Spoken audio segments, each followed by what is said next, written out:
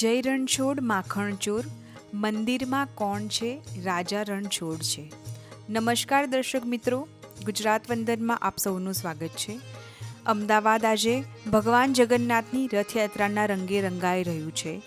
અમદાવાદમાં દર વર્ષે અષાઢી બીજે નીકળતી ભગવાન જગન્નાથજીની ઐતિહાસિક 148મી રથયાત્રાના ગણતરીના કલાકો બાકી રહ્યા છે.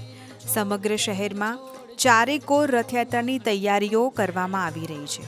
જમાલપુરથી નીકળનારી રથયાત્રાના આખા રૂટ ઉપર પોલીસનો બંદોબસ્ત ગોઠવાઈ ગયો છે.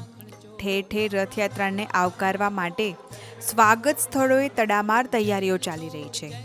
મોસાળમાંથી ભગવાન જગન્નાથજી, મોટાભાઈ બલરામજી અને બહેન સુભદ્રાજી નિજ મંદિરે પહોંચી ગયા છે, જ્યાં નેત્રોત્સવની વિધિ યોજીને તેમના આંખે બાંધેલા પાટા ખોલવાની ધાર્મિક વિધિ યોજાશે. 27મીએ વહેલી સવારે કેન્દ્રના ગૃહમંત્રી અમિતભાઈ શાહ મંગળા આરતી કરશે અને મુખ્યમંત્રી ભૂપેન્દ્રભાઈ પટેલ સોનાના જાડુથી પહિંદ વિધિ કરીને રથોને પ્રસ્થાન કરાવશે. બપોરે સરસપુરમાં મોસાળમાં આરામ કરીને ફરીથી રથયાત્રાનો પ્રારંભ થશે અને બાકીના રૂટ પર ફરીને મોડી સાંજે નિજ મંદિરે પરત ફરશે.